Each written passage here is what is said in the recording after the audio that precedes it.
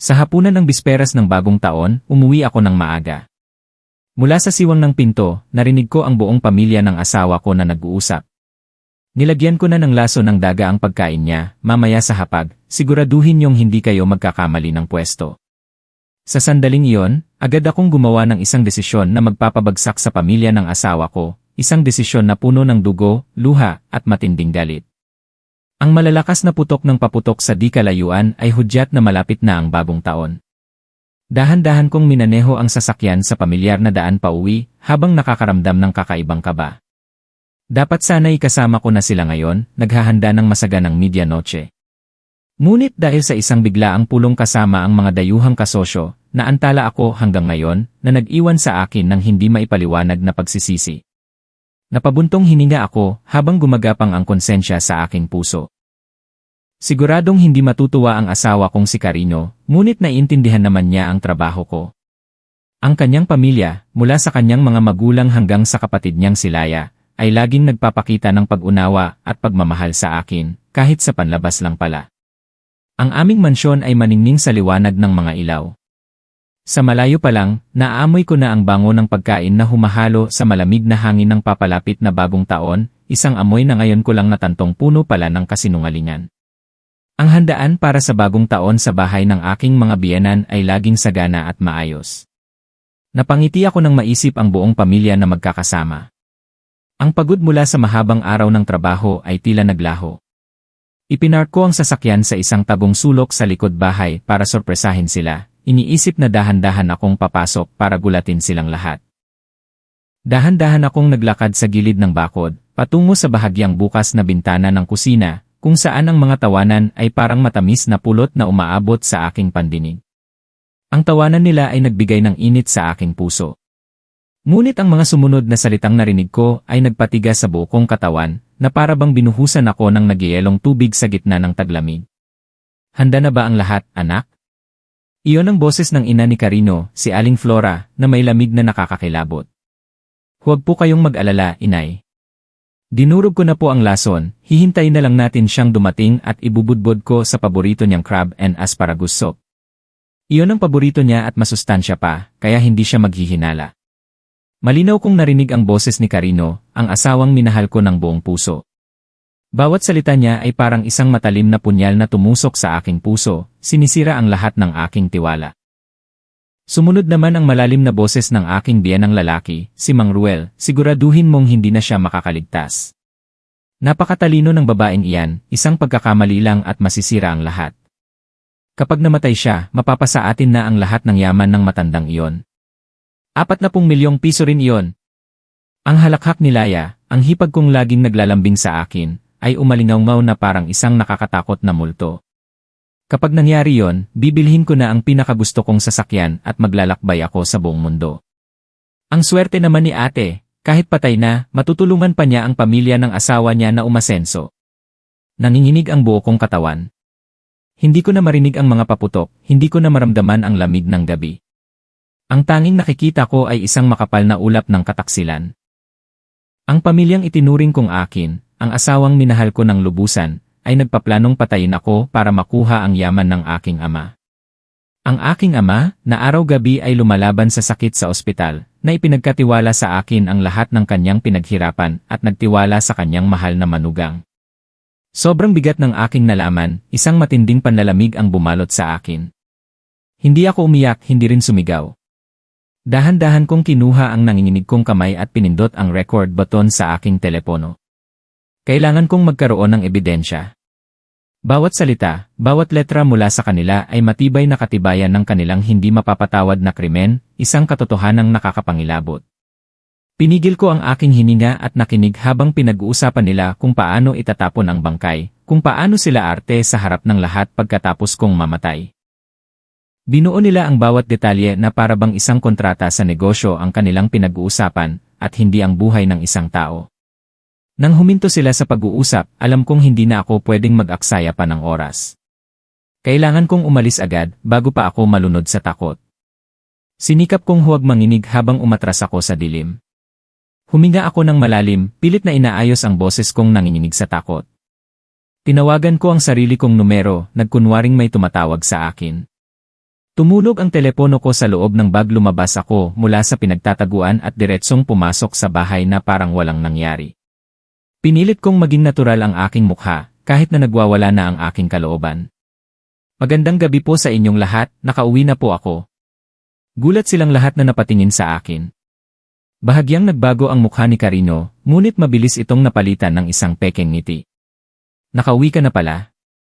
Kanina ka pa namin hinihintay. Halika, kumain ka na bago pa lumamig ang pagkain.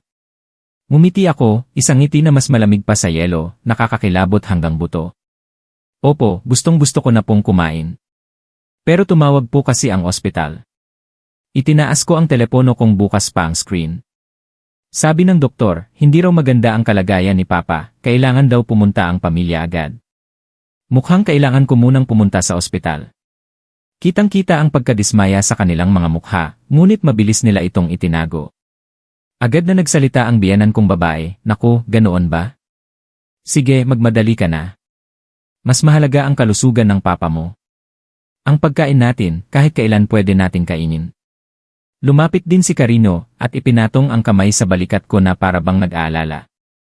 Hayaan mo, ihahatid na kita. Huwag na po, kuya. Dahan-dahan kong inalis ang kamay niya, pilit na itinatago ang pandidiring nararamdaman ko. Kaya ko na po. Dito ka na lang sa bahay, salubungin niyo ang bagong taon kasama sina Mama, Papa, at Laya. Titignan ko lang ang sitwasyon sa ospital at tatawagan kita agad. Pagkasabi noon, hindi ko na sila binigyan ng pagkakataong magsalita pa at mabilis na tumalikod. Sumakay ako sa kotse, pinaandar ito at humarurot na parang isang palaso. Sa rearview mirror, nakita ko pa rin ang anino ni Carino at ng kanyang pamilya na nakatayo sa labas ng pinto, wala na ang mga ngiti sa kanilang mga labi, napalitan ito ng isang malamig at mapanlinlang na tingin. Ang bisperas ng bagong taon na ito ay hindi na isang gabi ng pagsasama-sama para sa akin. Ito na ang simula ng isang laban na hindi ko pwedeng ipatalo, isang laban para sa aking buhay. Mabilis na tumakbo ang sasakyan sa mga maningning na kalsada ng Cebu City sa huling gabi ng taon. Ang mga tao ay masayang sumasalubong sa sagradong sandali. Ako lang ang tanging nalulunod sa isang bangungot, isang totoong bangungot. Hindi ako nagmaneho papunta sa ospital kung saan nandoon ang aking ama. Alam ko ang kalagayan niya, ang pinakamagagaling na doktor ang nag-aalaga sa kanya, at ang biglaang pagdating ko ay magdudulot lang ng gulo. Ang kailangan kong puntahan ngayon ay isang ligtas na lugar, isang lugar kung saan makakapag-isip ako ng mahinahon at makakabuo ng plano. Ang Ayala Grand Hotel, isa sa mga hotel na pag-aari ng aming pamilya, ang tanging pagpipilian. Kumuha ako ng suite sa pinakamataas na palapag, kung saan tanaw ang buong syudad. Habang nakatayo sa tabi ng bintana, pinagmamasdan ang mga taong nagmamadali sa ibaba, naramdaman ko ang kakaibang kalungkutan. Nawala sa akin ang pamilyang inakala kong akin. Ang lalaking kasama ko sa higaan sa loob ng maraming taon ay siya palang gustong kumuha ng aking buhay. Ang katotohanan ito ay masyadong malupit, ngunit hindi ko hahayaang magpatalo ako. Para sa aking ama, para sa negosyong pinaghirapan niya buong buhay, at para sa sarili kong buhay, kailangan kong maging mas matatag kaysa dati, matatag na parang isang mandirigma. Ang unang ginawa ko ay tawagan ang 3 taong pinagkakatiwalaan ng aking ama. Sila ay hindi lang mga tauhan, kundi mga kaibigan at kapatid na kasama niya sa lahat ng pagsubok. Si Abogado Ben, isang veteranong abogado na nakakaalam ng lahat ng papeles at legal na usapin ng pamilya. Si Dr. Leo, ang personal na doktor ng aking ama, isang manggagamot na may talino at puso. At si Kuya Joven, ang pinuno ng aming security team, na responsable sa kaligtasan ng aming buong pamilya. Wala pang kalahating oras, naroon na silang 3 sa aking hotel room. Sa pagtingin sa kanilang mga nag-aalalang mukha, alam kong naramdaman nila na may kakaibang nangyayari, isang masamang pangitain. Diwata, anong nangyari at pinatawag mo kami agad-agad sa bisperas ng bagong taon? Lumala ba ulit ang kalagayan ng chairman? Tanong agad ni Dr. Leo pagkaupo, puno ng pag-aalala ang kanyang mga mata. Umiling ako at ibinigay sa kanila ang aking telepono. Tito, kuya, pakinggan niyo muna po itong recording. Pinindot ko ang play. Natahimik ang buong silid, tanging ang mga nakakakilabot na salita ni Carino at ng kanyang pamilya ang umalingaw-ngaw, malamig hanggang buto. Ang mga mukha ng 3 lalaki sa harap ko ay pabago-bago, mula sa pagkabigla, pagkatulala, hanggang sa matinding galit. Nang matapos ang recording, si Abogado Ben, ang pinakamahinahon sa lahat, ay napahampas sa mesa. Walang hiya. Hindi ako makapaniwala na magagawa ni Carino at ng kanyang pamilya ang ganitong kawalang hiyaan. Si Kuya Joven, na mainitin ang ulo, ay biglang tumayo, "Ma'am, mag-utos lang po kayo, ipapahuli ko silang lahat ngayon din, walang maiiwan kahit isa." Itinaas ko ang aking kamay para pakalmahin siya. "Kuya Joven, alam kong nag-aalala ka sa akin, pero hindi tayo pwedeng magpadalos-dalos. Kahit ebidensya ang recording na ito, kung idudulog natin sa korte, pwede nilang itanggi ang lahat. Sasabihin nilang ito ay gawa-gawa lang o edited. Kailangan natin ng isang patibong, isang perpektong plano para hindi na sila makatanggi." Sumang-ayon si Dr. Leo. Tama si Diwata, kailangan nating mag-ingat. Ganyan nakasama ang kanilang mga puso. Walang kasiguraduhan na hindi sila gagawa ng masama kapag nasukol na. Ang kaligtasan mo at ng chairman ang pinakamahalaga. Pagkatapos mag-isip, nagsalita si Abogado Ben, "Pina-check ko na. Tulad ng kinakatakutan natin, sa loob ng 6 na buwan, 3 malalaking life insurance policy ang kinuha ni Carino para sa iyo, at siya ang nag-isang benepisyaryo. Malinaw na ito ay isang planong matagal ng binuo. Ang impormasyong ito ay isa na namang dagok sa akin na nagpatulala sa akin. Hindi lang niya gustong makuha ang yaman ng aking ama, kundi pati na rin ang pera mula sa aking pagkamatay. Walang hangganan talaga ang kasakiman ng tao. Ano na po ang gagawin natin ngayon?" Tumingin ako sa kanilang tatlo, ang mga tanging taong mapagkakatiwalaan ko sa sandaling ito, puno ng pag-asa at pangamba ang aking mga mata. Naging mabigat ang hangin sa silid, lahat ay malalim na nag-isip. Biglang nagsalita si Dr. Leo, may determinasyon sa kanyang mga mata. "Bakit hindi natin gamitin ang sarili nilang plano laban sa kanila?" Lahat kami ay napatingin sa kanya. Nagpatuloy si Dr. Leo, "Ang plano nila ay lasunin ka. Kung gayon, hayaan nating isipin nilang nagtagumpay sila. Magkukunwari kang nalason. Mayroon akong gamot na nagdudulot ng mga sintomas ng matinding pagkalason, tulad ng matinding sakit ng tiyan at pagsusuka, pero hindi nakakasama sa kalusugan. Magpapa-ospital ka. Doon, magkakaroon tayo ng pagkakataong obserbahan ang bawat galaw nila. Sa pag-akalang malapit ka ng mamatay, siguradong mas marami silang pagkakamaling magagawa. Ang planong ito ay mapangahas at delikado, ngunit sa sitwasyong ito, ito ang tanging paraan para maipanalo ang laban." Tumingin ako ng diretsyo sa mga mata ni Dr. Leo, puno ng determinasyon. "Pumapayag po ako, susundin ko ang plano ninyo. Nag-aalalang sinabi ni Abogado Ben, pero masyadong delikado iyan para sayo. Wala na po tayong ibang paraan, Tito." Matigas kong sabi. "Kailangan nating pasukin ang lungga ng tigre para mahuli ang tigre. Nagtitiwala ako sa inyo ni Tito at Kuya Joven. Mula ngayon, ipinagkakatiwala ko sa inyo ang kaligtasan namin ng aking ama." Tumayo ng tuwid si Kuya Joven at sinabing, "Huwag po kayong mag-alala, ma'am. Maglalagay ako ng mga bantay 24 paghahati 7 sa ospital ng chairman, walang makakapasok o makakalabas ng hindi namin nalalaman. Sa kinaroroonan nyo naman, personal kong aayusin ang mga pinagkakatiwalaan kong tao. Walang sinumang makakagalaw kahit isang hibla ng buhok nyo." Nang gabing iyon, pinagplanuhan naming mabuti ang bawat hakbang, mula sa kung paano ako babalik sa bahay, kung paano arte, hanggang sa paglalagay ng mga tao sa ospital at pagkolekta ng karagdagang ebidensya. Isang laban para sa buhay ang nakalatag, at ako, sa papel ng isang mahinang biktima, ang magpapasya sa tagumpay ng larong ito. Madaling araw na nang magmaneho ako pabalik sa mansyon. Isang gabing walang tulog, malinaw na ang plano, ngunit magulo pa rin ang aking isipan. Pagpasok ko pa lang sa bahay, nakita ko si Carino na nakaupo sa sofa, na may peking pag-aalala sa mukha. Mabilis siyang tumayo nang makita ako. "Nakauwi ka na pala? Saan ka ba galing buong gabi? Tinatawagan kita pero hindi kita makontak, sobrang nag-alala ako."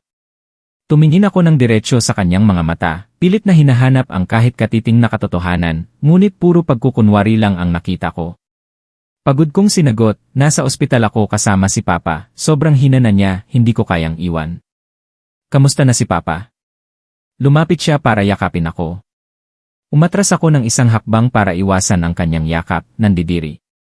"Ganoon pa rin, kuya. Pagod na ako, akyat muna ako sa kwarto para magpahinga."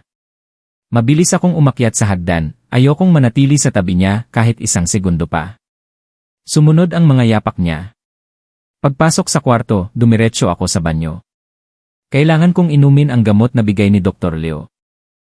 Isang maliit na kapsula na naglalaman ng pag-asa at buhay. Ayon kay Tito Leo, 15 minuto pagkatapos inumin, epekto na ang gamot. Paglabas ko, naghanda na si Carino ng isang basong maligambam na tubig. Uminom ka muna para lumakas ka. Ang putla mo. Kinuha ko ang baso habang lumalakas ang pandidiri ko. Hindi ko alam kung may kung ano sa tubig na ito, pero hindi ako pwedeng tumanggi. Uminom ako ng kaunti at ibinaba ito. Sakto, dumating ang unang atake ng sakit, nagsimula sa aking tiyan na parang pinipilipit. Namutla ang mukha ko, pinagpawisan ang noo ko, isang perpektong pag-arte. Anong nangyayari sa'yo? Diwata. Nag-aalalang tanong ni Carino, ngunit sa likod ng kanyang mga mata ay may kislap ng kagalakan na hindi maitago, isang kislap ng kasamaan. Hinawakan ko ang aking tiyan at napaluhod sa sahig. Ang sakit ng tiyan ko, parang may kumakayod sa loob. Lalong tumindi ang sakit. Nagsimula akong masuka ng walang lumalabas. Lahat ay nangyayari ayon sa sinabi ni Dr. Leo. Nagsimula na ang aking pag-arte, isang pag-arteng masakit hanggang buto. Dali-dali akong inalalaya ni Carino na may itsura ng matinding pag-aalala. Anong nangyari sa'yo? May nakain ka bang masama? Hindi ko alam. Ang sakit. Dein ko. Totoong luha ang tumulo dahil sa sakit na dulot ng gamot, ngunit ito ay mga luha ng galit. Inalalayan niya ako papunta sa kama habang nagsasabi ng mga peking salita ng pag-alo. Pero alam kong sa loob-loob niya nagagalak siya. Siguradong iniisip niyang umepekto na ang laso ng daga sa hapunan. Nakita ko siyang palihim na kinuha ang telepono, pumunta sa isang sulok at tumawag ng saglit. Mahina ang kanyang boses, pero sa katahimikan ng silid, narinig ko ang ilang salita. Umepekto na, pero baka kulang ang dosis, gising pa rin siya.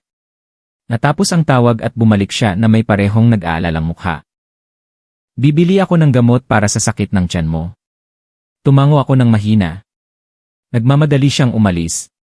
Sigurado akong ang gamot na dadalhin niya ay isa na namang lason, isang nakamamatay na lason. Napakasama talaga ng puso ng lalaking ito. Maya-maya, bumalik si Carino na may dalang isang banig ng gamot. Kumuha siya ng isang puting tableta at ibinigay sa akin kasama ng isang basong tubig. Inumin mo ito, mabisa ito, gagaling ka agad. Kinuha ko ang gamot na nanginginig ang kamay. Tinitigan ko ito habang nag-aalab ang galit sa aking puso. Alam kong hindi ko ito pwedeng inumin. Inilagay ko ang tableta sa aking bibig, nagkunwaring inumin ito. Ngunit nang hindi nakatingin si Carino, mabilis ko itong itinago sa ilalim ng aking dila. Uminom ako ng maraming tubig, tumingala na parang nilunok ko na ang gamot. Pagkatapos ay humiga ako at nagkunwaring nakatulog sa pagod. Naupo si Carino sa tabi ko at pinagmasdan ako ng matagal.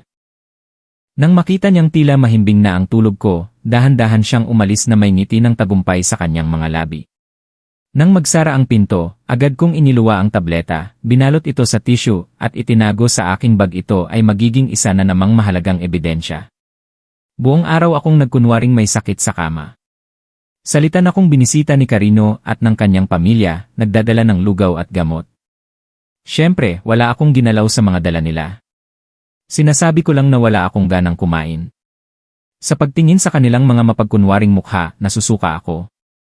Ang unang yugto ng aking plano ay naging matagumpay. Ngayon, kailangan ko na lang maghintay ng tamang pagkakataon para sa susunod na hakbang, ang patibong sa ospital, kung saan unti-unting mabubunyag ang katotohanan. Kinabukasan, tila lumala ang aking kalagayan. Hindi na ako makabangon. Mainit ang aking katawan at patuloy akong dumadaing sa sakit. Nagsimula ng mainip si Carino at ang kanyang pamilya. Sinabi ng biyanan ko kay Carino, dalhin na kaya natin si Diwata sa ospital, anak.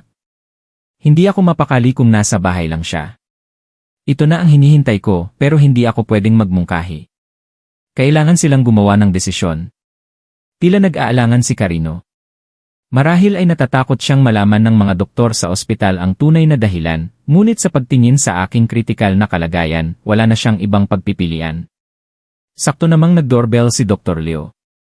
Ayon sa plano, bibisita siya para tingnan ako. Dr. Leo. Buti na lang po dumating kayo. Pakitingnan niyo po ang asawa ko. Hindi po namin alam kung bakit mula pa kahapon ay sobrang sakit na ng tiyan niya. Masayang pinapasok ni Carino si Dr. Leo. Pumasok si Dr. Leo sa kwarto na may seryosong mukha. Lumapit siya sa kama at maingat akong sinuri. Kinuha niya ang aking blood pressure, pinakinggan ang tibok ng puso ko, at tiningnan ang ilalim ng aking mga mata.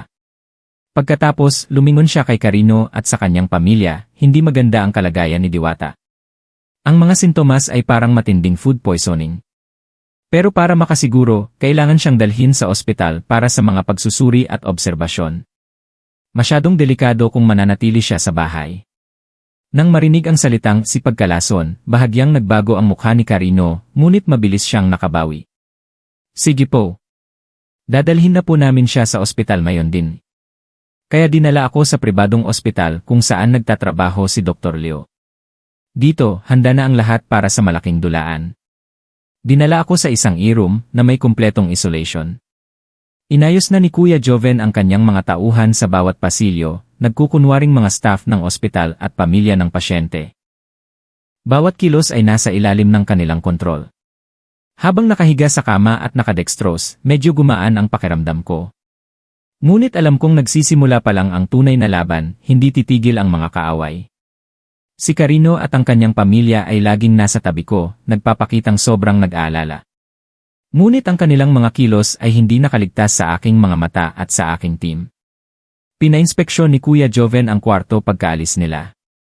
At tulad ng inaasahan, nakakita sila ng isang napakaliit na listening device na nakakabit sa likod ng isang painting, isang hindi maikakailang ebidensya. Gusto nilang subaybayan ang bawat galaw mo, kung may kausap ka, o kung may sasabihin kang laban sa kanila, sabi sa akin ni Kuya Joven sa pamamagitan ng isang lihim na aparato. Alam ko, sagot ko. Lalo nilang ginagawa ito, lalo nating kailangang galingan ang pag-arte. Nagpasya kaming gamitin mismo ang listening device para magpakalat ng maling impormasyon. Nagkaroon kami ng pribadong pag-uusap ni Dr. Leo sa kwarto. Kamusta na po ang kalagayan ko, Tito? Tanong ko sa mahinang boses. Hindi pa rin natin nahahanap ang tiyak na dahilan, anak. Ang resulta ng blood test ay nagpapakita ng isang kakaibang lason, pero hindi pa natutukoy kung ano ito. Marahil ay may nakain kang hindi malinis sa labas, sabi ni Dr. Leo ng malakas, sapat para marinig ng listening device. Magiging maayos po ba ako, Tito? Sa ngayon, nalagpasan mo na ang panganib pero kailangan mo pa ring manatili dito para sa obserbasyon at detoxification. Magpahinga ka lang. Ang usapan namin ay tiyak na nakarating kay Carino. Iisipin niyang umaayon pa rin ang lahat sa plano at hindi pa natutuklasan ng mga doktor na ang lason ay lason ng daga. Ngunit may isa pang alas ang kalaban. Sa mabilis na investigasyon ng team ni Kuya Joven, natuklasan nilang sa mga nurse sa palapag na ito, may isang nagngangalang Vani na malayong kamag-anak ng pamilya ni Carino. Kakaiba ang kanyang mga kilos, madalas na palihim na nakikinig sa labas ng aking kwarto. Malamang na siya ang espiyang inilagay ni Carino.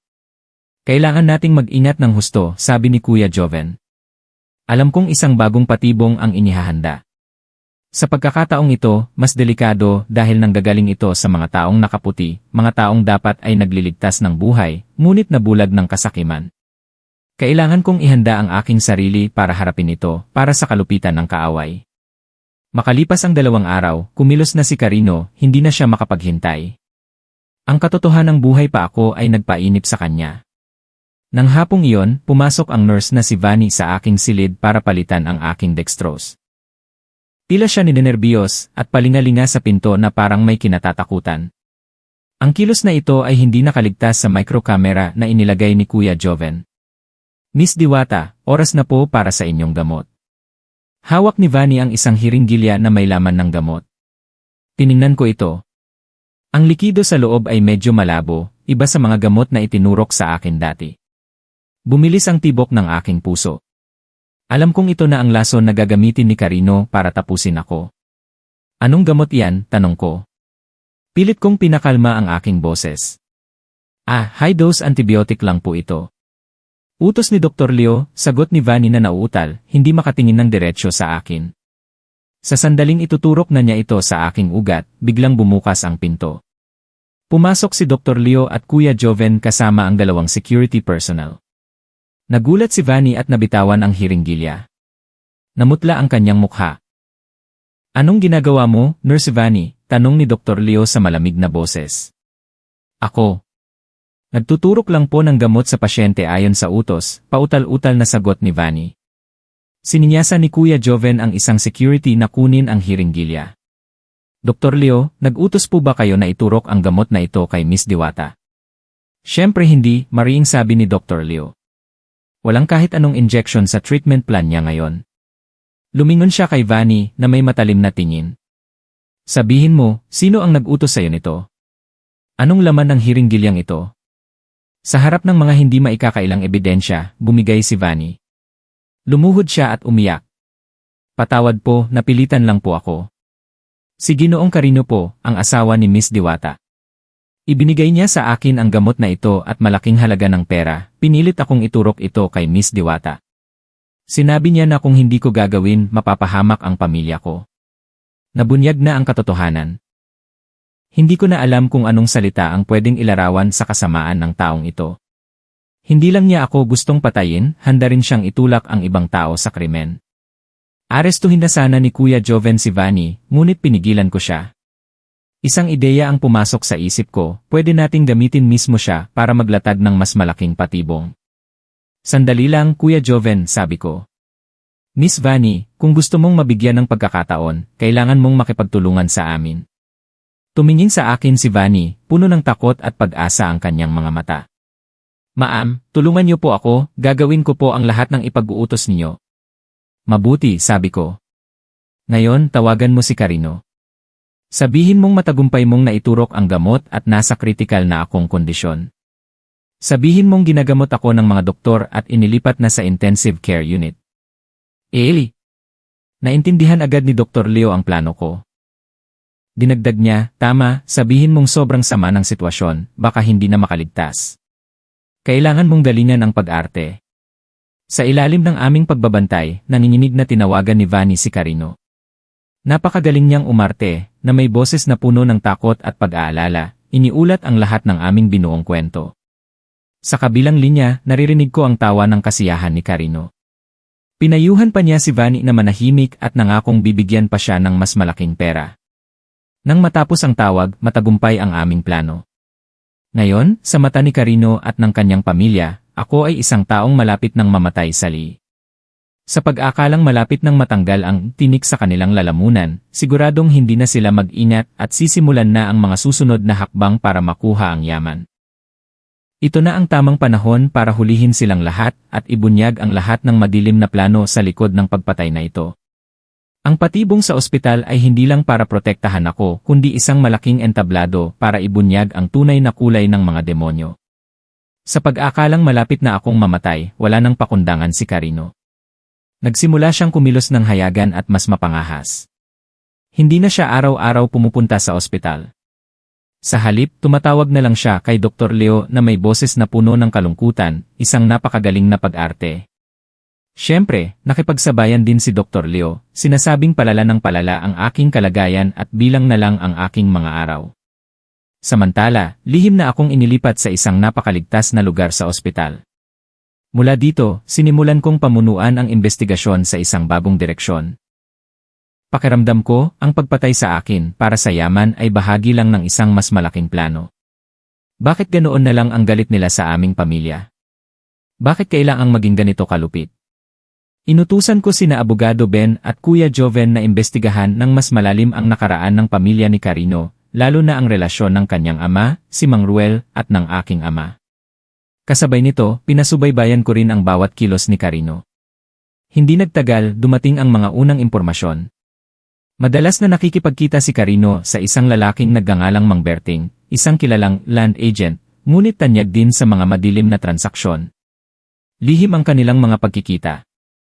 Naglagay ng tracking device ang mga tauhan ni Kuya Joven at nakapag-record ng isang mahalagang pag-uusap. Dito, nangako si Carino na ibibigay kay Mang Berting ang detalyadong plano ng bagong Mactan Oasis Urban Development sa kanlurang bahagi ng Cebu City, isang malaking proyekto ng aming kumpanya. Ito ay isang top secret na impormasyon. Kung malalabas ito, malaki ang malulugi sa aming kumpanya, habang si Mang Berting at Carino ay kikita ng malaki mula sa land speculation. Nang pakinggan ko ang recording, kinilabutan ako.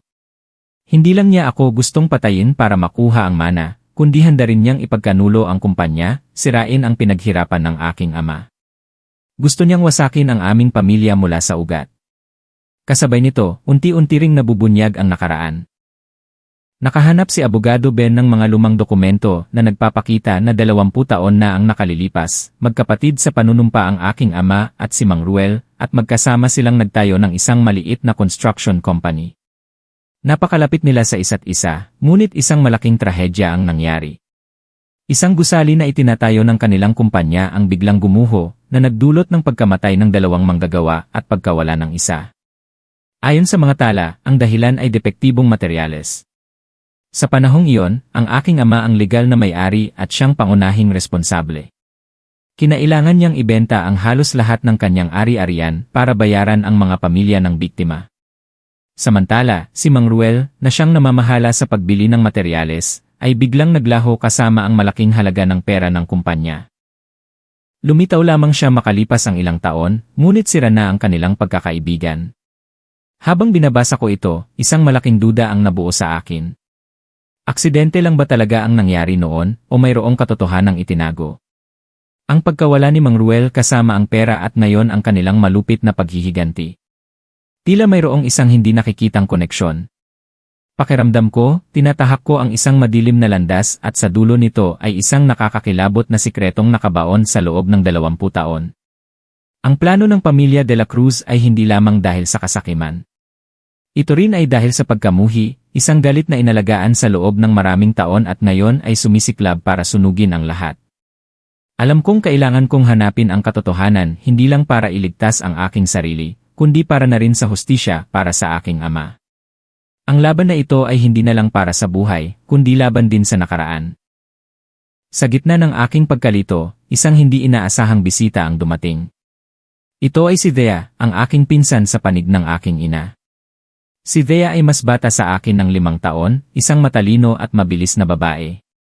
Pagkatapos niyang magtapos sa kolehiyo, ayaw niyang umasa sa pamilya kaya naghanap siya ng sariling trabaho.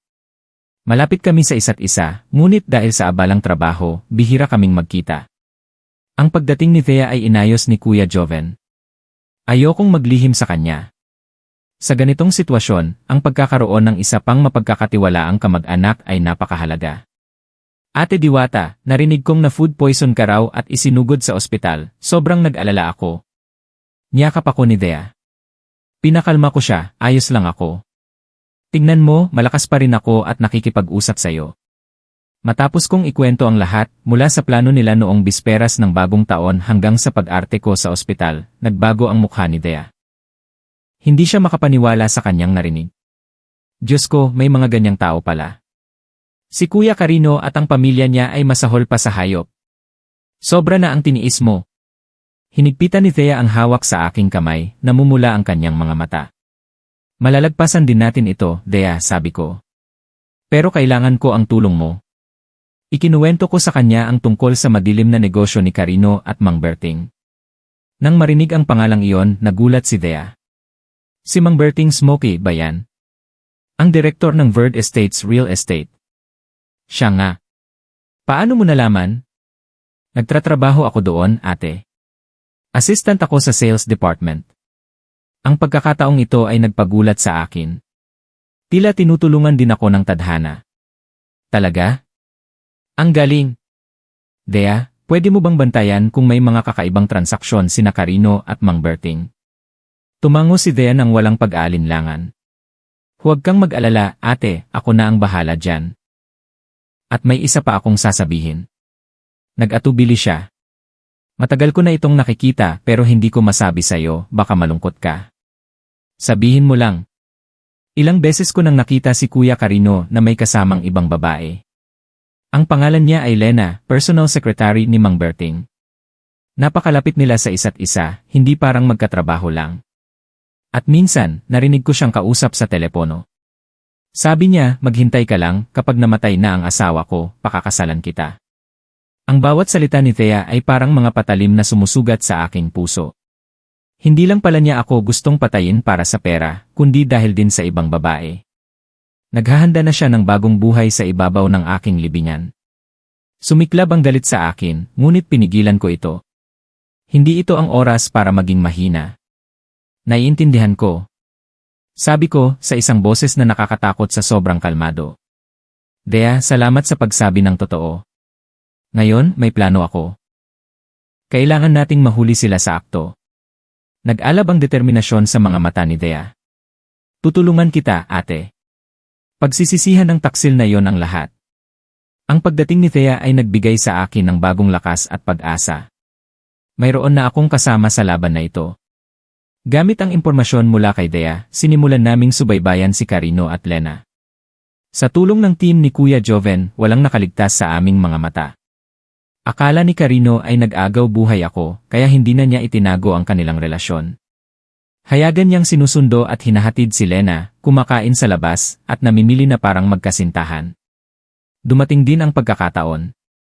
Biyernes ng hapon, pagkatapos ng trabaho, dinala ni Carino si Lena sa isang marangyang hotel sa labas ng syudad.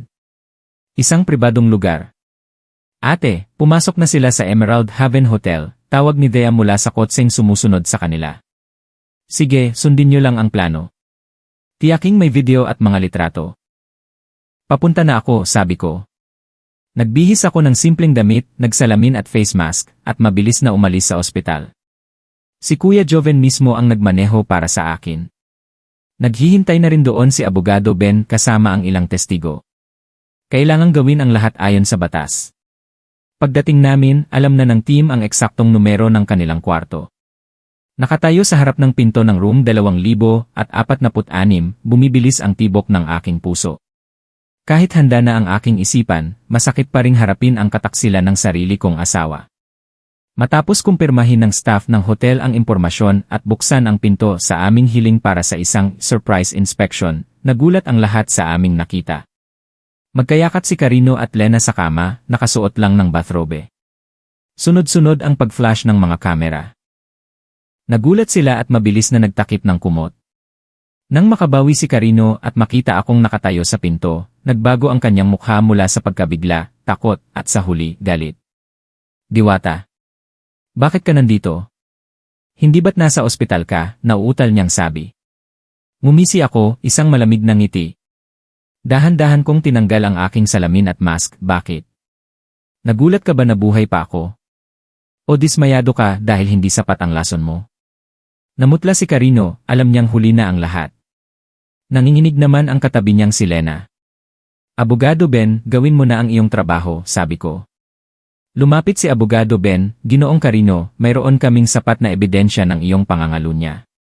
Ayon sa hiling ng aking kliyente, si Ginang Diwata, sisimulan na namin ang proseso ng diborsyo, at kakasuhan ka namin ng panloloko, pagnanakaw, at attempted murder. Nang marinig ang mga salitang diborsyo at kaso, nagwala si Carino. Ang takot ay napalitan ng kawalang hiyaan. Tumayo siya, nagbalot ng tuwalya at lumapit sa akin. Diborsyo. Akala mo ba ganoon kadaling makipaghiwalay sa akin, sabi niya, nagbingit-ngit ang mga ngipin. Huwag mong kalimutan, hawak ko pa rin ang buhay ng ama mo. Isang salita ko lang, susunod na siya sa nanay mo. Ang hayagang banta niya ay nagpatigil sa mundo ko. Inaasahan ko na ang kanyang kalupitan, pero hindi ko akalain na gagamitin niya ang buhay ng aking ama, na lagi niyang tinatawag na papa, para takutin ako. Subukan mo, sabi ko. Tingnan natin kung hanggang saan ka. Tumawa siya ng nakakaloko. Kung gusto mong maging ligtas ang ama mo, bawiin mo ang kaso at kalimutan mo na ang diborsyo. Manatili kang isang asawang nag-agaw buhay, kung hindi, huwag mo akong sisisihin sa gagawin ko. Pagkasabi noon, tinulak niya ako at nagbihis. Alam niyang mahal na mahal ko ang aking ama. Alam niyang iyon ang aking kahinaan. Naging matagumpay ang paghuli sa kanila, ngunit inilagay din ako nito sa mas delikadong sitwasyon. Ang aking ama ay naging bihag ng kalaban, lalong naging matindi ang laban. Naging mabigat ang hangin sa hotel room pagkatapos ng banta ni Carino. Kalmado siyang nagbihis, tiningnan ako ng may pagwawagi at pang-aalipusta, at umalis kasama ang kanyang kabit, iniwan ang gulo ng katotohanan. Nanatili akong tulala, ang kanyang mga salita ay mas masakit pa kaysa sa nasaksihan ko. Nakuha niya ang aking kahinaan. Diwata, ayos ka lang ba? Nag-aalalang tanong ni Abogado Ben, umiling ako, pilit na pinapakalma ang sarili. Ayos lang po ako, pero hindi biro ang banta niya. Kailangan nating kumilos agad. Pagbalik sa ligtas na lugar, agad akong nagpatawag ng emergency meeting kasama sina Dr. Leo at Kuya Joven. Ang kawalang hiyaan ni Carino ay nagpapakita na kaya nilang gawin ang lahat. Ang kaligtasan ng aking ama ang prioridad ngayon. Kuya Joven, mula ngayon, kailangan nating higpitan ang seguridad sa kwarto ni Papa sa pinakamataas na antas. Walang pwedeng pumasok o lumabas. Lahat ng medical staff ay kailangang kumpirmahin muna ni Dr. Leo. Pagkain, inumin, gamot, lahat ay kailangang suriin ng mabuti. Ayokong magkaroon ng kahit anong pagkakamali. Malamig at tiyak ang boses ko. Makakaasa po kayo, ma'am. Naiintindihan ko. Ilalagay ko ang mga pinagkakatiwalaan kong tao para magbantay araw at gabi, sagot ni Kuya Joven. Sumunod si Dr. Leo, sa medical na aspeto, ako mismo ang magbabantay sa lahat ng gamot, walang sinuman ang makakapagpalit o makakagawa ng masama. Ang mga salita ni Carino ay ginawang isang battlefield ang ospital, na dapat sanay isang ligtas na lugar. Alam kong hindi titigil ang pamilya de la Cruz. Nang malaman nilang buhay ako at lumalaban, lalo silang magwawala. At tulad ng inaasahan ko, mabilis silang kumilos sa paraang hindi ko inaasahan. Makalipas ang 2 araw, tumawag sa akin si Dr. Leo na may pagmamadali. Napansin niyang may kakaiba sa isang bote ng gamot sa puso ng aking ama. Tila binuksan ang takip at maingat na isinara muli. Agad niyang ipinasuri ang gamot. Ang resulta, lahat ng laman ay pinalitan ng isang gamot na nagdudulot ng biglaang pagtaas ng presyon ng dugo. Para sa isang taong may malubhang sakit sa puso tulad ng aking ama, ito ay katumbas ng lason. Isang tableta lang at maaari siyang mamatay dahil sa stroke at magmumukhang natural na pagkamatay dahil sa kanyang sakit. Nanikip ang dibdib ko. Talagang tinarget nila ang aking ama. Agad naming ipinatawag ang nurse na si Vanny. Sa pagkakataong ito, hindi na kailangan ng mahabang tanungan, bumigay na siya at inamin ang lahat. Ang nag-utos sa kanya ay hindi si Carino kundi si Laya, ang inosente kong hipag. Ayon kay Vanny, pinuntahan siya ni Laya, hindi para suhulan kundi para takutin gamit ang kanyang pamilya. Pinabantayan ni Laya ang maliit na anak ni Vanny, kinunan ito ng litrato sa eskwelahan, at ipinadala sa kanya na may kasamang mensahe, gusto mo bang umuwi ng ligtas ang anak mo araw-araw? Ang kalupitan ni Laya ay lubusang nagpabagsak kay Vanny at napilitan siyang sumunod. Ang babaeng iyon na may mahinang itsura ay may pusong masahol pa sa ahas. Ang buong pamilya de la Cruz mula bata hanggang matanda ay walang inosente. Sila ay isang pugad ng mga ahas. At ngayon, ang pinakamapanganib na ahas ay nagsimula ng maghasik ng kamandag sa pinakamamahal ko sa buhay. Napagtanto kong kung hindi ko sila mapapabagsak agad, hindi lang ako kundi pati na rin ang aking ama ang mawawalan ng buhay. Wala nang atrasan sa laban na ito. Ang insidente sa gamot ay isang malaking sampal na gumising sa akin. Hindi na ito simpleng pagnanakaw ng yaman. Ito ay isang paglilinis, isang paghihiganti na may layuning manira. Ang malalim na galit na ito ay tiyak na nagmula sa pangyayari 20 taon na ang nakalilipas. Nagpasya akong buksan muli ang buong kaso, hanapin ang katotohanang nakabaon, anuman ang kapalit. Sa halip na umasa sa mga lumang file, kumuha ako ng isang kilalang pribadong investigador, si Mang Nestor. Gusto ko ng isang objektibong pananaw. Mabilis na kumilos si Mang Nestor. Hindi lang niya binasa ang mga file ng kaso, kundi bumalik din siya sa lugar, nakipag-usap sa mga taong sangkot sa konstruksyon noon. At pagkatapos ng 1 linggo, nagdala siya ng napakahalagang impormasyon. Nakita niya ang isang dating foreman ng proyekto na nagtatago na. Sa una, takot siyang magsalita. Ngunit matapos siyang kumbinsihin ni Mang Nestor, ikinuwento niya ang isang mahalagang detalye. Naalala niya na ilang araw bago ang pagguho, nagkaroon ng matinding pagtatalo si Mang Ruel, ama ni Carino, at isa sa mga manggagawang namatay. Nag-away sila tungkol sa pera. Tila may natuklasan ang manggagawa sa pagbili ng materyales at nagbantang isusuplong siya. Pagkatapos ng away na yon, mukhang balisa si Mang Ruel. Ang impormasyong ito ay isang liwanag sa kadiliman. Ipinapakita nito na ang pagguho ay maaaring hindi aksidente, kundi isang planadong sabuatan. Kasabay nito, may natuklasan din ang team ni Kuya Joven. Nalaman nilang may isang empleyado sa planning department ng aking kumpanya na nagngangalang Tala. Ang nakakagulat, si Tala ay anak ng isa pang biktima sa aksidente noon. 3 taon na siyang nagtatrabaho sa kumpanya, laging tahimik at masipag. Ang pagkakataong ito ay masyadong malaki para palampasin. Nagpa siya akong kausapin siya. Maingat naming inayos ang pagkikita sa isang tahimik na coffee shop. Si Tala ay isang babaeng may maamong itsura, ngunit ang kanyang mga mata ay may determinasyon at malalim na kalungkutan. Elra Tala, sinimulan ko. Alam kong ikaw ang anak ng isa sa mga biktima, 20 taon na ang nakalilipas. Nakikiramay ako. Nanahimik si Tala, humigpit ang hawak ng kanyang mga kamay. Nandito ako ngayon dahil naniniwala akong hindi simple ang aksidenteng iyon, at sa tingin ko, pareho tayo ng iniisip. Nang marinig ito, tumingin sa akin si Tala, may pagtataka at pagsisiyasat. Pagkatapos ng ilang sandali, nagsalita siya, "Ano po ang ibig niyong sabihin, ma'am?" Iniimbestigahan kong muli ang kaso at alam kong malaki ang kinalaman ng ama ng asawa ko, si Mang Ruel, dito.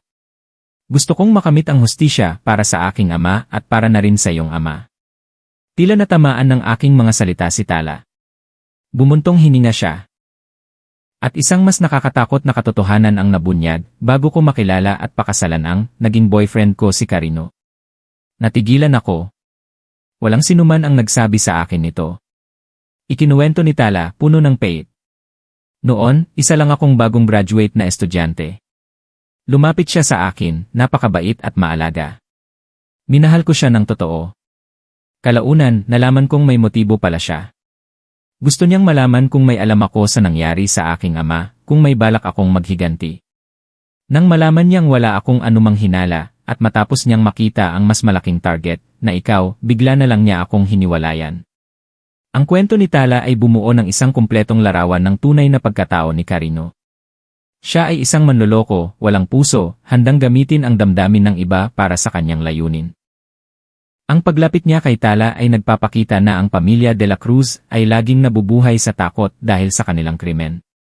Ang kataksilan at sakit ay ginawang isang malakas na babae si Tala.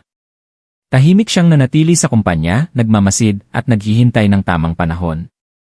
At ngayon, dumating na ang panahong iyon. Tutulungan kita, sabi ni Tala, nag-aalab ang kanyang mga mata sa galit. Mayroon akong ilang bagay na maaaring makatulong sa iyo. Ang hindi inaasahang alyansa kay Tala ay nagbigay sa akin ng karagdagang lakas. Ngunit si Carino, matapos mahuli sa akto at makitang buhay pa ako, ay nawalan na ng pasensya. Hindi na niya kayang hintaying mamatay ako ng natural. Lalo na't nabigo ang plano sa ospital, kailangan niya ng mas mabilis at tiyak na solusyon. Sa pamamagitan ng 24 paghahati-7 na pagsubaybay kay Carino, natuklasan ng team ni Kuya Joven na palihim siyang nakikipagkita sa mga kilalang gangster. Kahit sa liblib na lugar ang kanilang pag-uusap, hindi ito nakaligtas sa mga long-range tracking device. Inupahan sila ni Carino para mag-stage ng isang aksidente sa sasakyan. Ang plano ay harangin ang ambulansya na diumano'y maglilipat sa akin sa isang mas advanced na ospital sa ibang bansa, at pagkatapos ay lumikha ng isang malagim na banggaan kung saan walang makakaligtas. Wala na talaga siyang pagkatao, sabi ni Kuya Joven habang inuulat ang plano sa akin. Hindi natin pwedeng hayaan siyang gawin ito. Hindi, sagot ko, lumamig ang aking tingin. Hahayaan natin siyang gawin ito. Pero ayon sa ating script, isang bagong plano ang binuo. Magpapakalat kami ng maling impormasyon tungkol sa paglipat ko. Isang totoong ambulansya ang gagamitin. Ngunit sa loob, hindi ako ang naroon kundi mga highly trained na security personnel na nakabihis bilang medical staff. Ang sasakyan ay pinalakas din para labanan ang impact. Sa takdang araw at oras, umalis ang ambulansya na umuugong ang sirena, sumusunod sa rutang sadyang ipinaalam namin kay Carino. Nasa control room ako kasama sina Kuya Joven at Abogado Ben, pinapanood ang lahat sa mga live camera. Nang makarating ang sasakyan sa isang kurbada sa labas ng syudad, isang malaking truck ang biglang lumabas mula sa isang eskinita at hinarangan ang daan. Kasabay nito, 2 motorsiklo na may 4 na lalaki ang lumapit. May dala silang mga pamalo at itak, sinisira ang pinto ng ambulansya at sumisigaw. Mga gangster talaga, bulong ni Abogado Ben nang masira nila ang pinto sa likod, biglang lumabas ang aming security team. Hindi nakapalag ang mga gangster. Sa loob ng ilang minuto, nahuli silang lahat. Naabisuhan na rin namin ang mga pulis at agad silang dumating para dalhin ang mga suspect sa istasyon. Sa interrogation room, sa harap ng matibay na ebidensya, umamin ang mga gangster. Ang mastermind ay walang iba kundi si Carino. Gayunpaman, nang ipatawag si Carino, napakakalmado niya. Itinanggi niya ang lahat ng akusasyon. Mga opisyal, sabi niya na parang biktima, nag-agaw buhay ang asawa ko, bakit ko naman gagawin yon? Malinaw na may galit sa aming pamilya at gusto akong siraan. Dahil walang direktang ebidensya ng transaksyon o tawag, at base lang sa testimonya ng mga gangster, hindi pa maaresto si Carino. Pinakawalan siya pagkatapos ng interogasyon. Muling nakataka si Carino, ngunit hindi habang buhay. Ang pagkabigong ito ay hindi nagpahina sa akin, sa halip, lalo akong naudyok na gumawa ng mas matinding ganti. 2 beses nang nabigo si Carino na patayin ako, ngunit hindi siya titigil. Magiging mas maingat na siya ngayon. Alam kong hindi ako pwedeng manatili sa depensa. Oras na para ako naman ang kumilos para guluhin siya. Ang planong sariling pamalo, gamitin sa sarili, ay nabuo sa aking isipan. Kuya Joven, kailangan ko ng tulong mo, sabi ko. Gusto kong gumawa ng isang maliit na aksidente para kay Carino. Nagulat ang lahat. Diwata. Illegal iyan. Hindi natin pwedeng gawing masama ang ating sarili, sabi ni Abogado Ben, huwag po kayong mag-alala. Tito, sabi ko, hindi ko intensyong saktan siya ng malubha. Isang maliit na banggaan lang para manatili siya sa ospital ng ilang araw.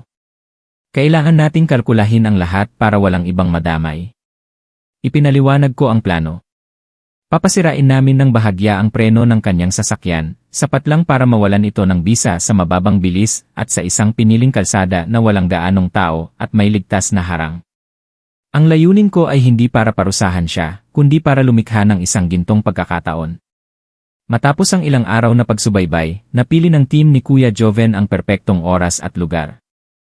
Isang hapon, habang pauwi si Carino mula sa isang meeting kay Mang Berting Smokey, sa isang tahimik na kurbada, biglang hindi gumana ang preno niya. Nawalan ng kontrol ang sasakyan at bumangga sa mga sako ng buhangin na inihanda namin. Hindi malakas ang banggaan, lumabas ang airbag, at nagtamo lang si Carino ng mga galos at matinding gulat. Agad na dumating ang isang ambulansya, na mga tauhan din namin, at dinala siya sa parehong ospital kung saan ako nakakonfine. Nang matanggap ang balita, sinimulan ko ang aking pinakamalaking pag-arte. Inutusan ko si Dr. Leo na ipahayag na nang malaman kong naaksidente ang aking asawa, ako ay na-shock ng husto. Ngunit sa isang himala, ang shock na iyon ang nagpagising sa akin mula sa koma. Nagsuot ako ng damit ng pasyente na may maputlang mukha. Pagkatapos, mahina akong naglakad patungo sa kwarto ni Carino. Ang nakita niya ay isang asawang gusot ang buhok, mukhang pagod, at may luhang mga mata. Nakahiga siya sa kama na may benda sa isang binti. Nagulat siya nang makita ako. Diwata, gising ka na? Hindi ako nagsalita, dahan-dahang lumapit sa kanyang kama, habang tumutulo ang aking luha. Hinawakan ko ang kanyang kamay, narinig kong naaksidente ka, sobrang nag-alala ako. Akala ko mawawala ka na sa akin.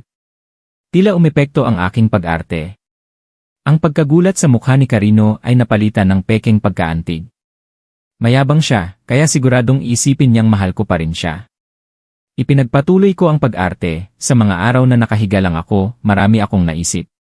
Siguro lahat ng ito ay kasalanan ko, hindi kita inalagaan. Tungkol sa iyo at sa babaeng yon, hindi na kita sisisihin. Basta ligtas ka, wala nang ibang mahalaga. Magsimula tayong muli, pwede ba? Isubsob ko ang aking ulo sa kanyang kamay, nanginginig ang aking mga balikat. Lubos na nakumbinsi si Carino. Hinaplos niya ang aking buhok, huwag ka nang umiyak. Ayos lang ako. Mabuti at gising ka na. Kalimutan na natin ang lahat. Nahulog na siya sa aking bitad. Naniwala siyang umepekto ang banta niya sa aking ama, na natakot ako at sumuko. Akala niya, kontrolado na niya ulit ako. Ang kanyang kayabangan ang magiging dahilan ng kanyang pagkabulag. At sa mga susunod na araw, habang inaalagaan ko siya, iyon ang magiging pagkakataon ko para makuha ang kanyang mga sikreto at ang huling mga ebidensya para tapusin ang larong ito. Sa mga sumunod na araw, ginampanan ko ang papel ng isang mabuting asawa. Araw-araw, nagluluto ako ng lugaw at dinadala sa ospital, sinusubuan siya at inaalagaan ng mabuti. Ang pamilya de la Cruz, nang makitang bumalik ako sa pagiging masunurin, ay natuwa. Hindi nila alam na ang bawat kilos ko ay may nakatagong layunin. Si Carino, matapos kong alagaan, ay tuluyan ng nawalan ng pag-ingat. Akala niya kontrolado na niya ang lahat. Nagsimula siyang magtrabaho sa ospital. Ang kanyang laptop at telepono ay laging nasa tabi niya. Ito na ang gintong pagkakataon. Habang tulog siya o nasa banyo, mabilis akong kumilos. Sa tulong ni Thea, isang AI expert, kinopya ko ang lahat ng data sa kanyang telepono at nag-install ng isang tracking software sa kanyang laptop. Sa loob lang ng ilang araw, nakuha ko na ang lahat ng kailangan ko. Ang buong kasaysayan ng kanyang bank transactions na nagpapakita ng pagnanakaw ng higit sa 20 milyong piso mula sa aming joint accounts. Mga email at mensahe kay Mang Berting Smokey tungkol sa pagbebenta ng mga sikretong plano at higit sa lahat. Nakita ko ang isang draft ng peking huling habilin na may pirma kong iniskan at idinikit. Nakasaad dito na lahat ng aking ari-arian ay mapupunta sa kanya kapag namatay ako. Habang tinitingnan ko ito, nanginginig ang aking mga kamay sa galit. Hindi lang siya masama, kundi napakatuso rin. Inihanda niya ang lahat para makuha ang lahat ng pag-aari ko. Sakto namang may natuklasan akong napakahalagang impormasyon. Magkakaroon ng malaking pagpupulong kasama ang mga strategic investors para sa Mactan Oasis Urban Development Project. Ito ang proyektong pinakamahalaga sa aking ama. Ayon sa plano, si Carino ang magiging pangunahing tagapagsalita. Isang mapangahas ngunit perpektong ideya ang nabuo sa isip ko. Ito na ang magiging entablado para sa huling pagbagsak niya.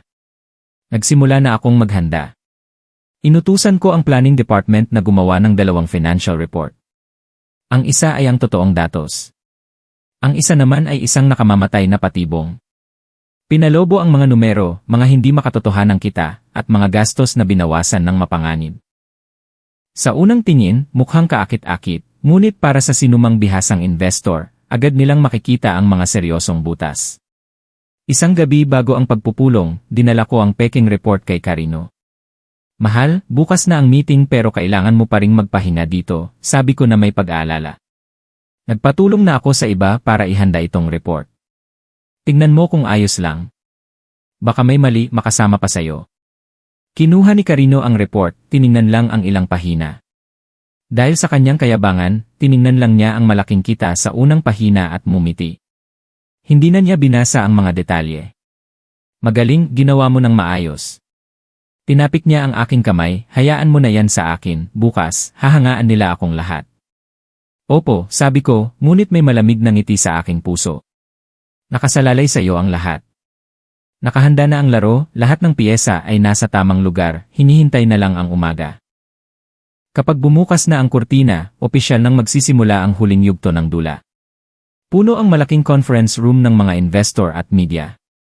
Napakasolem ng kapaligiran. Ito ay isang mahalagang kaganapan na magpapasya sa hinaharap ng isa sa pinakamalaking proyekto ng aming kumpanya. Si Carino, kahit medyo paika-ika pa, ay mukhang napakakisig at kumpiyansa. Umakyat siya sa entablado sa gitna ng palakpakan. Nakaupo ako sa unang hilera, ginagampanan ang papel ng isang mapagmahal na asawang ipinagmamalaki ang kanyang asawa. Nagtama ang aming mga mata at kinindatan pa niya ako, puno ng kayabangan. Nagsimula ang presentasyon. Walang tigil na nagsalita si Carino tungkol sa potensyal ng proyekto, gamit ang mga pinalobong numero mula sa peking report. Sa simula, humanga ang mga investor. Ngunit pagkatapos, nagsimula ng magtaas ng kamay at magtanong. Isang matandang investor ang unang nagsalita. Ginoong Carino, nakita ko sa report na ang gasto sa right-of-way acquisition ay 30% na mas mababa kaysa sa kasalukuyang market price. Pwede niyo po bang ipaliwanag ito? Natigilan si Carino. Malinaw na hindi niya nabasa ang detalyeng iyon. Iyon po ay dahil mayroon po kaming magagandang koneksyon at nakakuha kami ng magandang presyo. Agad na sumagot ang isa pang investor, imposible. Ang lupang iyon ay nasa ilalim ng special planning, ang presyo ay nakapubliko na, walang tinatawag na magandang presyo doon. Dumami ng dumami ang mga tanong, lahat ay tumutukoy sa mga butas sa report. Nagsimulang pagpawisan si Carino. Nawala ang kanyang kumpiyansa, napalitan ng pagkalito. Patuloy siyang tumitingin sa akin para humingi ng tulong, ngunit isang malamig na tingin lang ang isinupli ko. Nang tuluyan ng masukol si Carino, hindi na makasagot at nakatayo na lang na parang isang payaso, alam kong oras na. Dahan-dahan akong tumayo at umakyat sa entablado. Lahat ng mata ay nakatuon sa akin. Mga Ginoo at ginang, sabi ko. Ang aking malinaw at matatag na boses ay umalingaw-ngaw sa buong silid. Una sa lahat, nais kong humingi ng paumanhin sa ngalan ng kumpanya para sa kakulangan ng profesionalismo. Marahil dahil ang aking asawa, si Ginoong Carino de la Cruz, ay hindi pa lubos na nakaka-recover mula sa kanyang aksidente, kaya nagkaroon ng kaunting pagkalito sa mga datos. Ngunit ngayon, sa tingin ko ay may mga katotohanang mas mahalaga pa kaysa sa mga numero sa proyektong ito na kailangan niyong malaman. Sininyasan ko ang technical staff. Ang malaking screen sa likod ko ay namatay at muling sumindi. Ngunit hindi ito ang mga chart ng proyekto, kundi ang video mula sa hidden camera noong bisperas ng bagong taon na naglalaman ng buong pag-uusap ng pamilya ni Carino tungkol sa planong lasunin ako. Natahimik ang buong silid at pagkatapos ay napuno ng bulungan. Namutla si Carino. Ngunit hindi pa ako tapos. Patuloy na nagpalit ang screen, ipinapakita ang sunod-sunod na ebidensya. Ang mga bank statement na nagpapakita ng 20 milyong pisong ninakaw, mga email ni Carino kay Mang Berting Smokey, mga litrato niya kasama si Lena sa hotel, at sa huli, ang peking huling habilin na may pirma ko. Bawat ebidensya ay parang isang martilyo na tumatama kay Carino, dahilan para manghina siya. Carino de la Cruz, tiningnan ko siya ng diretsyo sa mata. Hindi ka lang isang manloloko at mangangalunya, isa ka ring kriminal na nagplanong patayin ang sarili mong asawa para sa pera. Ang krimen mo ay hindi mapapatawad. Sakto namang bumukas ang pinto. Pumasok ang mga pulis na pinamumunuan ng isang mataas na opisyal na kinausap na ni Abogado Ben Carino de la Cruz, arestado ka para sa investigasyon sa mga kasong pandaraya at organized attempted murder. 2 pulis ang lumapit at pinasasan si Carino. Wala na siyang lakas para lumaban, napaluhod na lang, puno ng galit at desperasyon ang kanyang mga mata. Nang dalhin siya palampas sa akin, sinabi niya, magsisisi ka. Tahimik ko lang siyang pinanood habang nawawala sa paningin. Tapos na ang dula, nahuli na ang salarin sa lugar na akala niya'y tuktok ng kanyang tagumpay. Isang kakaibang gaan ang naramdaman ko. Sa wakas, nakamit na ang hustisya. Ang gaan ng pakiramdam pagkatapos maaresto si Carino ay hindi nagtagal. Isang bagong kaba ang sumibol sa aking puso. Ang kanyang mga salita, magsisisi ka, ay patuloy na umalingaw-ngaw. Alam kong hindi basta-basta susuko ang pamilya de la Cruz. Nahuli na ang panganay na anak, ngunit ang matandang ahas at ang pinakamabangis na batang ahas ay malaya pa. Habang paunti-unti nang umaalis ang mga tao, sunod-sunod na tumunog ang aking telepono. Nang makita ko ang numero ni Dr. Leo, kinutuban ako. Hello, Tito Leo. Diwata. Pumunta ka agad sa ospital. Ang chairman. Napahamak ang chairman. Pautal-utal at puno ng takot ang boses ni Dr. Leo. Tumigil ang tibok ng aking puso. Tumakbo ako palabas ng conference room at nagmamadaling nagmaneho papuntang ospital. Habang nasa daan, iisa lang ang nasa isip ko, Denyo aking bene. Pagdating ko, nakita ko si Dr. Leo at ang iba pang mga doktor na abala sa emergency room. Nakatayo lang ako sa labas, nakatingin sa salamin, nakikita ang aking ama na walang galaw sa kama, habang ang mga makina ay patuloy na tumutunog. Anong nangyari, Tito? Tanong ko. May kumilos, sabi ni Dr. Leo, namumutla sa galit at pag-aalala. Habang nakatuon ang lahat sa press conference mo, may isang nagpanggap na nurse na nakapasok sa kwarto ng chairman. Nag-inject siya ng isang napakalakas na lason na kayang magpatigil ng puso direkta sa kanyang dextrose. Nanghina ako at napasandal sa pader. Mga demonyo! Wala na talaga silang kahit katiting na pagkatao. Sino? Sino po ang may gawa? Nakuha na sa sisi pero napaka-professional niya. Ngunit may isang sandali habang dumadaan sa isang pasilyo, bahagya siyang lumingon. Kahit tagiliran lang, sigurado akong si Laya yon. Si Laya. Ang hipag kong laging nagkukunwaring mahinhin. Siya ang nagbanta kay Vanny at ngayon, siya ang gumawa nito sa aking ama. Kapag nasukol na ang kanilang pamilya, lumalabas ang tunay na nakakatakot nilang anyo. Sila ay parang mga sugatang hayop na handang manlaban ng walang habas. Inilipat ang aking ama sa nasa kritikal na kondisyon. Sinabi ng doktor na maliit lang ang tsansa niyang mabuhay. Napaupo ako sa pasilyo, puno ng kawalan ng pag-asa. Nanalo ako sa isang laban, ngunit tila natatalo sa buong digmaan. Minaliit ko ang kanilang kalupitan. Buong gabi akong nagbantay sa ospital. Habang nalulunod ako sa sakit, muling tumunog ang aking telepono. Isang hindi kilalang numero. Hello? Ate Diwata. Tulungan mo ako. Si Tala ito. Puno ng takot ang boses ni Tala. May nahanap akong napakahalagang ebidensya sa krimen ni Mang Ruel, pero natunugan nila ako. Hinahabol nila ako, tulungan mo ako. Tala, nasaan ka? Nasa lumang bodega ako malapit sa Cebu Port. Mag-isa ka lang pumunta, huwag kang tatawag ng pulis, kung hindi, papatayin nila ako. Pagkatapos ay naputol ang tawag. Naguluhan ang isip ko. Alam kong maaaring isa itong patibong. Ngunit ang boses ni Tala ay totoong-totoo. At kung napahamak siya dahil sa pagtulong sa akin, hindi ko siya pwedeng pabayaan. Nagdesisyon ako. Hindi ako tatawag ng pulis ng hayagan, pero hindi rin ako pupunta ng mag-isa. Nagpadala ako ng mensahe kay Kuya Joven, sinabi ang address at ang hinala kong ito ay isang patibong. Sinabi kong sumunod sila ng palihim. Pagkatapos ay binura ko ang mensahe at umalis. Ang lumang bodega ay nasa isang liblib na lugar. Nakakatakot ang dilim. Pumasok ako sa isang bodega na bahagyang bukas ang pinto. Tala? May tao ba riyan? Pagpasok ko, biglang nagsara ang bakal na pinto sa likod ko. 2 tao ang lumabas mula sa dilim sina Mang Ruel at Laya. Hello, dati kong manugang. Ang tapang mo, sabi ni Mang Ruel. Sa likod niya, nakatali si Tala, umiiyak. Mga hayop kayo, umatras ako. Anong kailangan nyo? Anong kailangan namin, sabi ni Laya. Gusto naming mamatay ka. Sinira mo ang kapatid ko, at ngayon, sinisira mo ang buong pamilya namin. Bigla, mula sa likod, tinakpan ni Mang Ruel ang aking ilong at bibig ng isang panyong may pampatulog. Sinubukan kong lumaban ngunit nawalan ako ng malay. Paggising ko, nakatali ako sa isang upuan. Sa harap ko, hawak ni Mang Ruel ang ilang papeles. Gising ka na? Pumirma ka dito. Inihagis niya sa akin ang mga dokumento, isang kontrata na naglilipat ng lahat ng aking ari-arian kay Laya. Sa panaginip nyo, may 2 kang pagpipilian, sabi niya. Pumirma ka at bibigyan kita ng mabilis na kamatayan. O huwag kang pumirma at pahihirapan kita hanggang sa magmakaawa ka.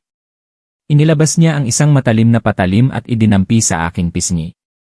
At syempre, pumirma ka man o hindi, mamamatay ka pa rin. Tumawa si Laya. Ate, pumirma ka na para hindi ka na masaktan. Kailangan pa naming bisitahin ang papa mo sa huling pagkakataon. Nagsimulang gumapang ang desperasyon. Wala na silang atrasan at hindi nila ako hahayaang mabuhay. Habang nakatutok ang patalim sa aking leg. Sa gitna ng panganib, biglang luminaw ang isip ko. Kailangan kong mag-aksaya ng oras. Naalala ko ang regalo sa akin ni Faye, isang silver na hair clip. Hindi lang ito palamuti. Lihim na nilagyan ito ni Dea ng isang microbes at isang emergency button. Kailangan ko lang itong pindutin ng 3 segundo at isang signal ang mapapadala kina Kuya Joven at Dea. Pero paano ko ito gagawin kung nakatali ang aking mga kamay? Nagsimula akong magkunwaring natatakot. Huwag. Huwag niyo akong patayin. Pipirma ako, umiyak ako. Natigil sila. Mabuti kung ganoon. Pero, paano ako pipirma kung nakatali ang mga kamay ko? Inutusan ni Mang Ruel si Laya, kalagan mo ang kanang kamay niya. Maingat na pinutol ni Laya ang tali. Nang makalaya ang aking kamay, nagkunwari akong nanginginig. Natatakot ako. Ipinatong ko ang aking ulo sa likod ng upuan, nagkukunwaring nanghihina. Sa sandaling iyon, ginamit ko ang lahat ng lakas ko para idikit ang hair clip sa gilid ng upuan. Sa mismong lokasyon ng buton, pinilit kong manatili doon habang nagbibilang sa isip. 1, 2, 3. Isang napakahinang beep ang narinig. Anong ginagawa mo? Tanong ni Laya. Wala. Nahihilo lang ako. Umupo ako ng tuwid at kinuha ang ballpen. Bilisan mo, sabi ni Mang Ruel. Sinadya kong bagalan ang pagsulat. Bawat segundo ay pag-asa. Hindi ko alam kung nagtagumpay ang signal. Nang matapos akong pumirma, kinuha ni Mang Ruel ang mga papel. Tapos na. Oras na para paalam. Itinaas niya ang patalim habang si Laya ay may hawak na bakal. Tila ito na ang katapusan ko. Ran! Ang bakal na pinto ay biglang gumuho. Ang liwanag mula sa mga sasakyan ng pulis ay sumilaw sa loob. Huwag gagalaw. Pulis ito. Pumasok si Kuya Joven at ang mga pulis. Natigilan sina Mang Ruel at Laya. Sa isang iglap, nahuli na silang dalawa. Dali-daling kinalagan ni Kuya Joven ang aking mga tali. Ayos ka lang ba? Buti na lang nakarating kami agad. Napabuntong hininga ako. Tiningnan ko ang hair clip sa aking buhok, ito ang nagligtas sa akin. Ang buong pamilya ng demonyo ay nahuli na. Ang pagkakahuli kina Mang Ruel at Laya ay lumikha ng malaking ingay. Dahil sa mga kasong kidnapping, extortion, at attempted murder, nagkaroon ng basihan ang mga pulis para sa isang malawakang paghahalughog sa mansyon ng mga De La Cruz. Sumama ako para saksihan ang pagbagsak ng kanilang pugad. Ang bahay kung saan ako nanirahan sa isang pekeng kaligayahan ay puno na ngayon ng mga pulis. Sa opisina ni Mang Ruel, natagpuan nila ang isang lihim na drawer na puno ng mga lumang dokumento.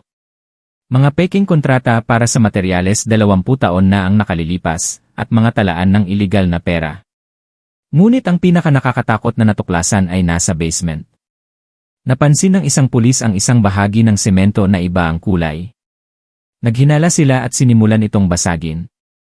Nang masira ang semento, isang patong ng itim na lupa ang lumitaw. Pagkatapos maghukay, isang puting bagay ang nakita. May buto ng tao, sigaw ng isang pulis. Natahimik ang lahat. Nang matanggal ang lahat ng lupa, isang halos buong kalansay ang lumitaw. Agad na tinawag ang forensic team. Batay sa mga damit at dental records, natukoy ang biktima si Mang Tomas, ang manggagawang nakaaway ni Mang Ruel bago ang pagguho na naiulat na nawawala. Ang katotohanan ay napakalinaw, ang pagguho ay hindi aksidente. Ito ay isang palabas para pagtakpan ang isang pagpatay. Pinatay ni Mang Ruel si Mang Tomas para manahimik at inilibing ang bangkay sa ilalim ng sarili niyang bahay. Ang pagguho ay nilikha para pagtakpan ang lahat at isisi sa aking ama. Ang kalupitan ni Mang Ruel ay hindi masusukat. Ang krimen na nakabaon sa loob ng 20 taon ay sa wakas ay nahukay na. Ang pagkatuklas sa kalansay ang huling dagok na nagpabagsak kay Mang Ruel. Sa interrogation room, sa harap ng hindi maikakailang ebidensya, bumigay na siya. Inamin niya ang lahat ng kanyang mga krimen. Ikinuwento niya na 20 taon na ang nakalilipas, dahil sa kasakiman, nakipagsabuatan siya para bumili ng murang materyales. Natuklasan ito ni Mang Tomas. Sa isang pag-aaway, sa takot na mabunyag, pinatay niya si Mang Tomas gamit ang isang bakal. Para pagtakpan nito, nilikha niya ang pagguho, pinatay ang 2 pang posibleng testigo, at isinisi ang lahat sa aking ama na lagi niyang kinaiinggitan. Pagkatapos ay tumakas siya dala ang lahat ng pera. Ngunit may mas malala pa. Nang tanungin tungkol sa pagkamatay ng aking ina sa isang aksidente sa sasakyan maraming taon na ang nakalilipas, isang kasong isinara na may masamang kislap sa mata ni Mang Ruel. Malamig niyang inamin, ako ang may gawa. Masyadong matalino ang asawa mo. Nagsimula siyang maghinala sa nangyari noon. Palihim siyang nag-imbestiga. Kung nalaman niya ang katotohanan, hindi na ako makakabangon. Sinira ko ang preno ng sasakyan niya. Kailangan kong alisin ang tinik na yon. Nang marinig ko ito, parang naging bato ako. Ang aking ina. Ang kanyang pagkamatay ay hindi aksidente, kundi isang pagpatay. Ang sakit na nararamdaman ko ay lalong lumalim. Nakatira pala ako kasama ang pumatay sa aking ina nang hindi ko nalalaman. Ang paglilitis sa pamilya De La Cruz ay naganap makalipas ang ilang buwan. Sa lahat ng matibay na ebidensya at pag-amin mismo ni Mang Ruel, naging makatarungan ang hatol. Si Ruel De La Cruz, dahil sa multiple murder, kidnapping, at pandaraya, ay hinatulan ng parusang kamatayan. Si Carino De La Cruz, dahil sa pagiging kasabwat, ay hinatulan ng habambuhay na pagkabilanggo.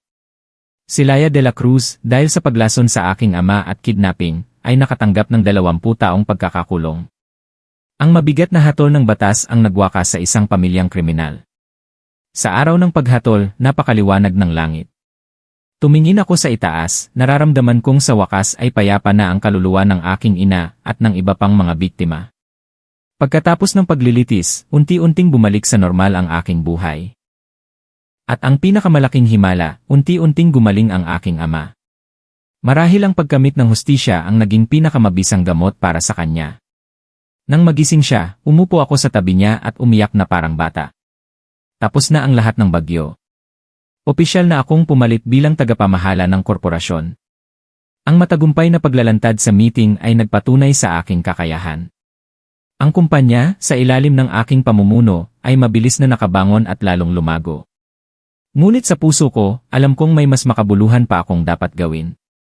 Dahil sa aking mga pinagdaanan, at sa sakit na dinanas ng mga babaeng tulad ni Navani at Tala. Nagpasya akong magtayo ng isang charity foundation na pinangalan ng Diwata Foundation. Ang layunin nito ay magbigay ng legal na tulong, psychological counseling, at trabaho para sa mga babaeng biktima ng karahasan at panloloko. Gusto kong gamitin ang aking kwento para bigyan sila ng lakas, para malaman nilang pagkatapos ng bagyo, sisikat din ang araw. Lumipas ang isang taon, bisperas na naman ng bagong taon. Ang parehong malakas na putok ng paputok, ang parehong malamig na hangin. Ngunit ngayon, iba na ang lahat. Sa aming tahanan, kasama ko ang aking ama at si Dea, masayang nagsasalo-salo. Ang aking ama, kahit naka-wheelchair pa, ay malusob na at may ngiti na ulit sa kanyang mga labi. Si Dea naman ang aking kanang kamay sa kumpanya. Nagtaas kami ng aming mga baso, hindi para kalimutan ang nakaraan, kundi para salubungin ang bagong hinaharap. Habang pinagmamasdan ang aking mga mahal sa buhay, napuno ng kapayapaan at pasasalamat ang aking puso. Ang 20 taon ng galit at paghihiganti ay opisyal nang natapos. Ang bukang liwayway ay dumating na pagkatapos ng isang mahabang bagyo. At alam kong sa hinaharap, isang landas na puno ng liwanag at pag-asa ang naghihintay.